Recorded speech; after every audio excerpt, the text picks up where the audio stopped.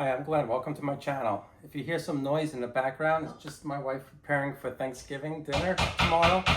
And I decided this is the perfect time to do some pyrography, and we're going to work on shading today. All right, first I'm going to get my heat all set up to the proper temp that I want. Let's try and start with 5. A little test piece here.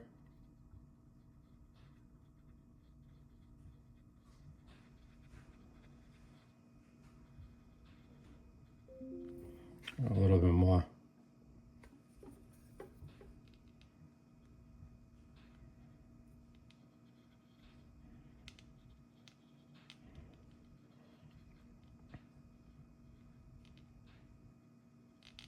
Yeah, that's pretty good. I'm not sure if I mentioned this in the last video, but I always like to have the wire kind of out of my way. So when I'm turning and everything, I want to make sure that it's just really out of my way. But I'm zooming it in here by picking up the camera and moving it. All right. Unlock that. All right. I want to kind of go nice and light. What I do is I kind of do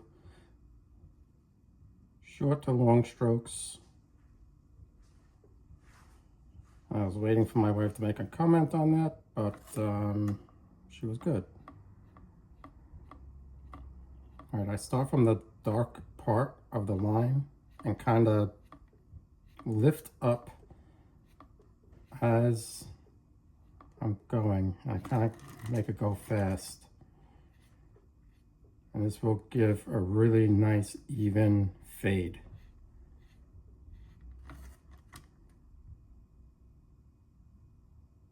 All right, I'm not sure if you can see me twisting it in my fingers as I'm making a line.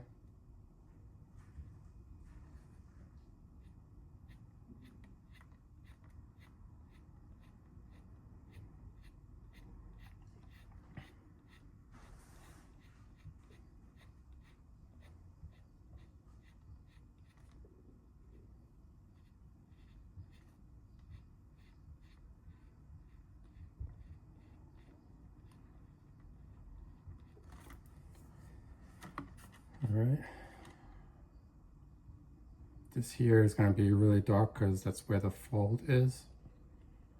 That's why I drew that little extra line in there to let me kind of give me the hint that that's going to be dark. Because sometimes I lose my place on what I'm looking at.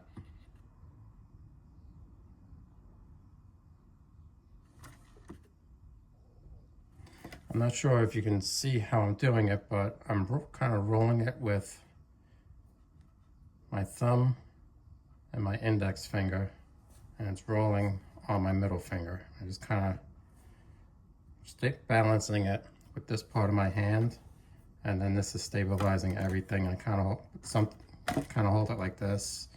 Like I said, there's no right or wrong way. It's whatever's most comfortable for you, because sometimes I'll end up going like this and rolling it this way. And it's kind of almost how I used to do it with the paintbrush. It's more like that. Oh, get that in the frame. So you want to just make sure that you have a good, not a strong grip on it, but kind of, so it doesn't slip out of your hand. You don't want this thing flying onto you.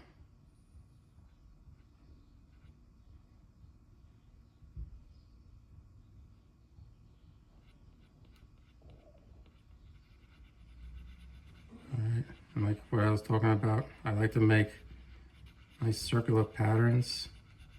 The faster you go, the lighter it'll burn. And as you hold it, it starts to burn in even more.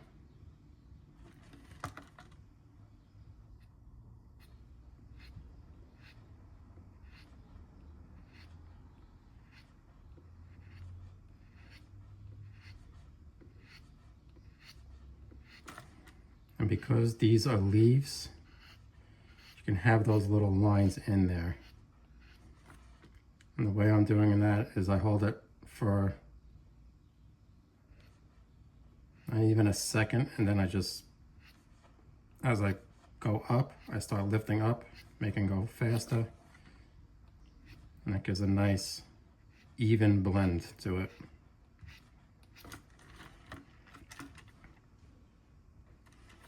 Just make sure this is in the frame for when I do it. All right, so I'm gonna start here with this edge of the tip. Now this is just with this tip. You can use the rounded ones to make it easier, but I find this does the job. So as long as you get that nice little roll in there, and you make sure that darkest part is where you're gonna want the darkness to be the most.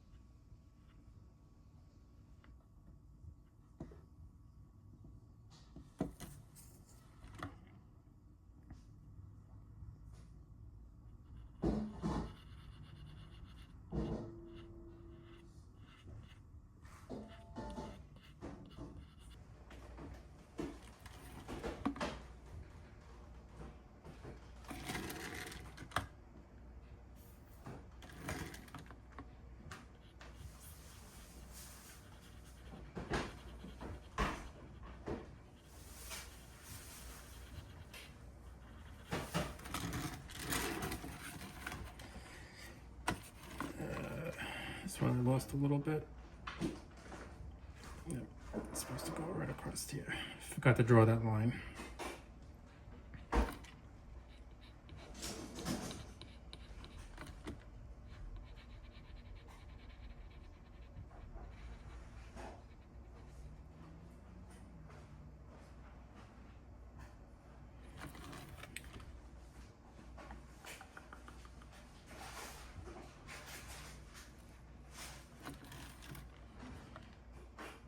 Go over the line a little bit. It's fine. It's not, you know, you can always erase it.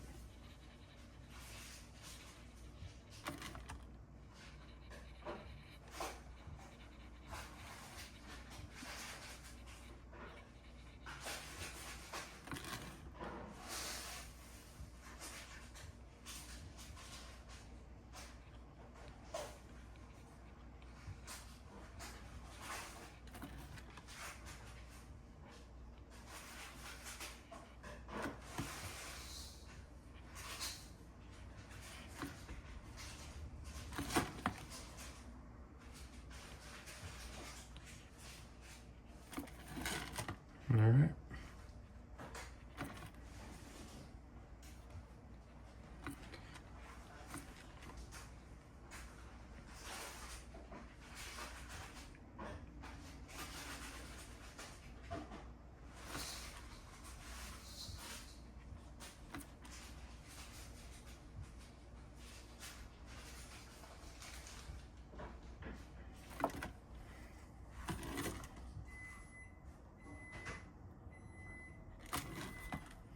So this shading technique with the circles works on so many different faces, face portraits, any type of smooth surface. When you're doing hairs, that's completely different. That's more, you know, going really fast so I don't burn the wood. That's going real quick in the length where the direction of the hair is going. Hair is probably one of the trickiest because in painting, you would work dark to light. You know, you do the underneath and you build, build, build. With this, you're actually going the opposite direction. You know, you're not building because you can't put the non-burnt wood on top of the burnt wood. It's just, so you have to try and know where the darkest parts are, work with that. And that's where that scratching tool comes in real handy, because then you can scratch away and it'll actually create the illusion of the hairs and lighten up where it needs to be light.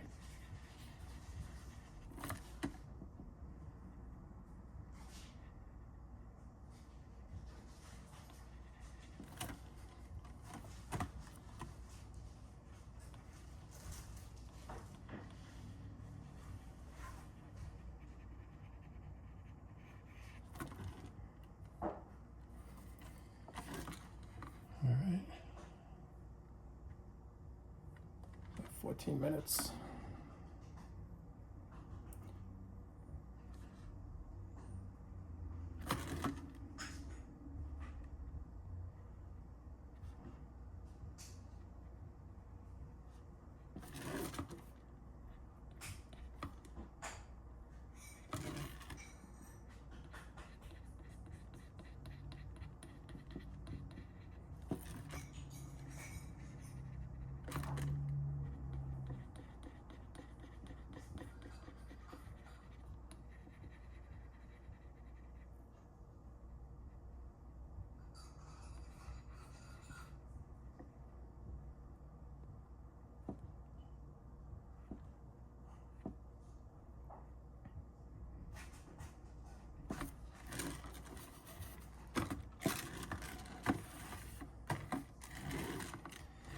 There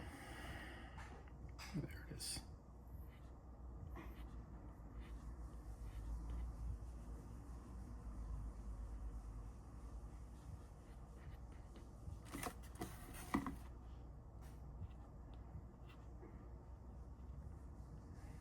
Sometimes I even lose track of what I'm doing. So then I have to try and fix it. Like right here, I messed up somewhere, and I just don't know where exactly I went wrong. So,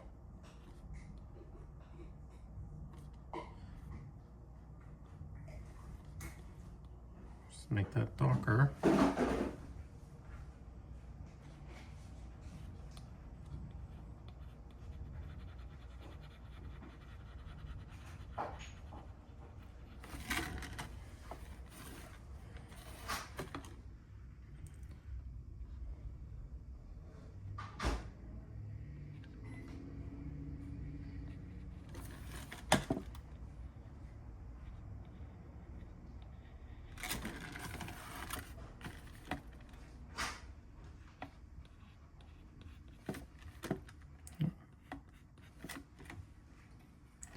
This is actually a good time to show you how I normally fix that. I don't like the way that looks. Take my little scratch tool, lightly scratch the wood. You don't want to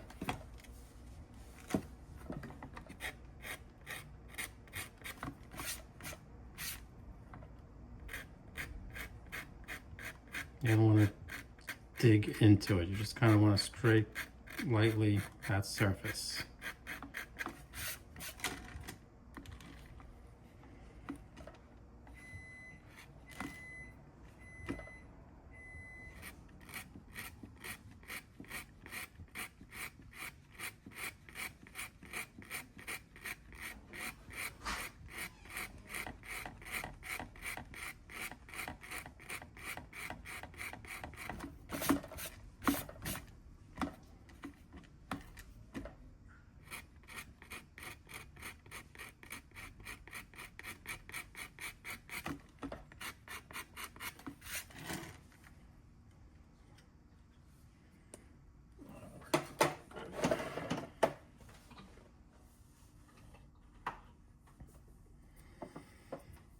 All right, heat's still the same.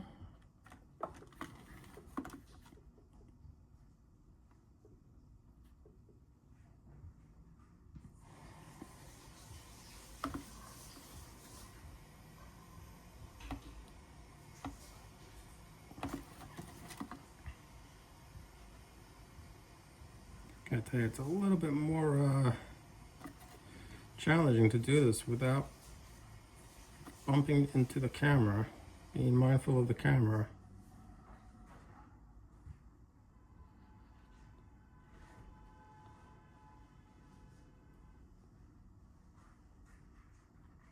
if you heard that car horn, but somebody was angry.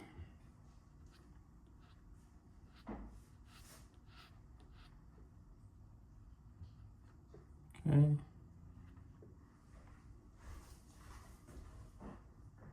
I think I'm gonna try and cut this into a slow motion and really zoom into how I'm.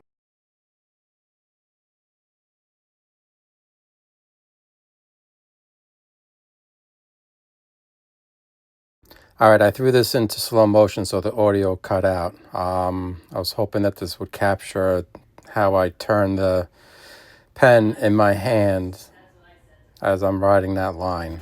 Hope it shows it well enough for you guys.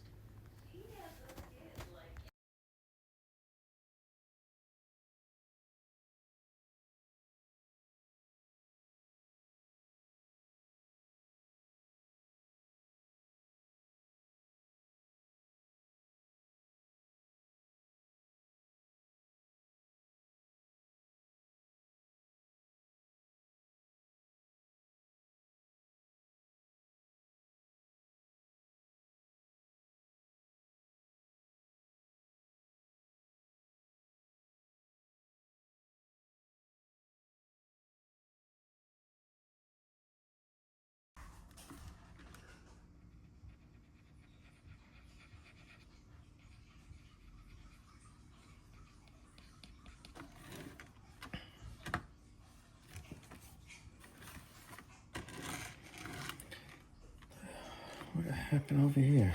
Oh. No. Oh, it's okay. That's one of the leaves.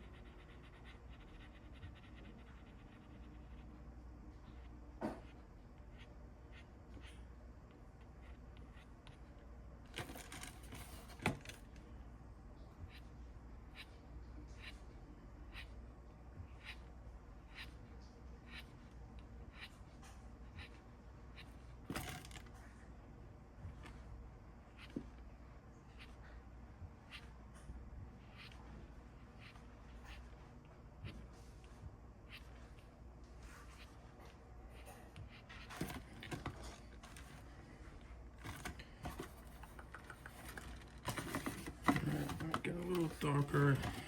Yeah, trying to figure out what direction I'm gonna go in. Sorry, I'm making you all dizzy.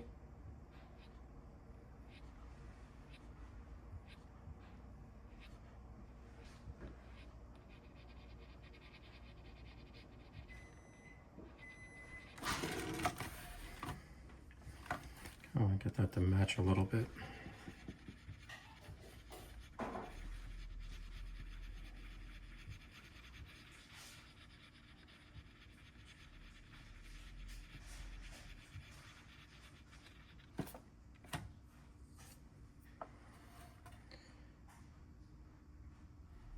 All right.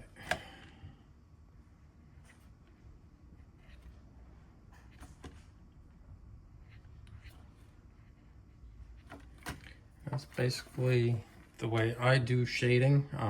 Again, this is the way I do it. There's no right or wrong way of doing it. I find that this way is most comfortable for me, and I get the best results. So as long as you get the result that you're looking for, that's all that really matters. Doesn't matter how you get there. It's just one technique that I use that I found helps a lot. But okay, I think that is it with this piece.